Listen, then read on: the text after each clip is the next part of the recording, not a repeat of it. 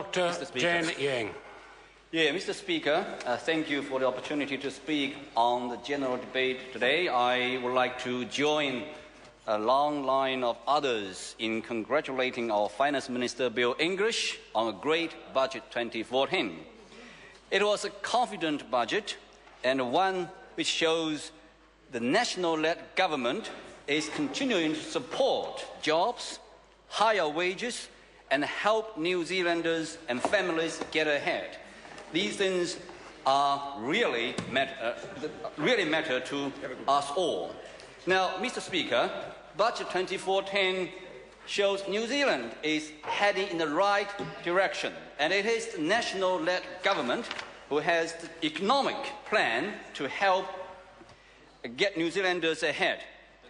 And I have had a lot of feedback from the Chinese community, and it has been very positive.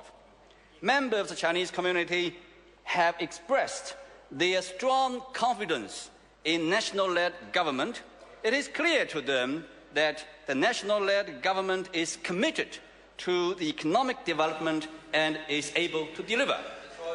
Why? Because many of us experienced the disastrous years before 1978 when China was closed and China's socialist economy was on the verge of collapse.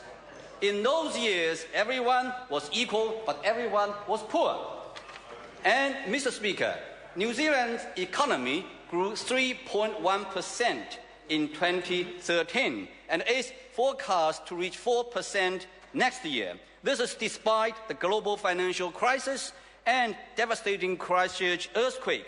It is growing because the government has taken the helm and has responsibly managed the economy over the last 6 years. We have not gone on a spending spree like the opposition did when they were in government. We are fully aware that there isn't an unlimited pot of gold at the end of the rainbow. Yet our books are now back to surplus to the tune of $372 million, growing to $1.3 billion in 2015-16 and $3.5 billion in 2017-18. We have achieved this by working hard to responsibly manage the economy. Mr. Speaker, we need to continue to build a more productive and competitive economy, and I'm confident that we will be able to do even better.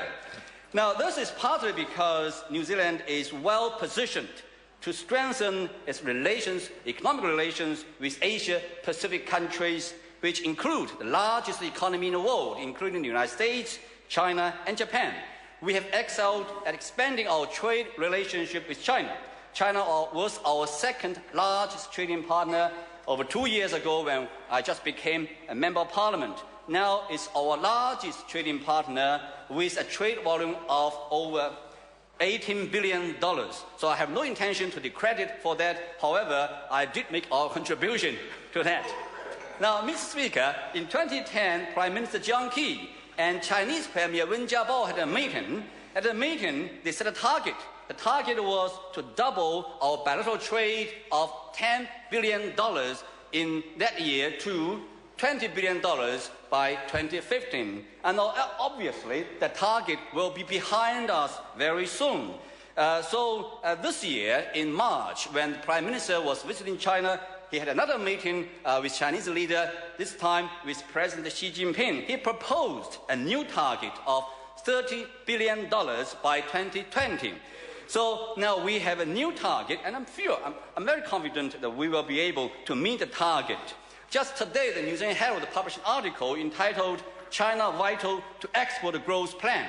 So it is very clear that China is particularly important. We used to have trade deficits with China. Now our imports from and exports to China are largely balanced. Looking ahead, it is very clear that we will have a surplus, and it will continue to grow. However, we should not take our strong economic trade relations with our trading partners for granted. We need to continue to work hard and invest more. For that reason, the New Zealand Trade and Enterprise, or NZTE, will have $69 million extra. With extra funding, NZT will be able to grow New Zealand's presence in China. I'm sorry to interrupt the honourable member. Thank you. The time for this debate has expired.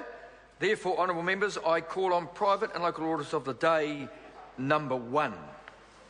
New Zealand Mission Trust Ward Otamataha Empowering Bill, third reading. Mr. Speaker. I call the honourable member to Aroa Flavel. Tēnā koe, Mr. Flavel.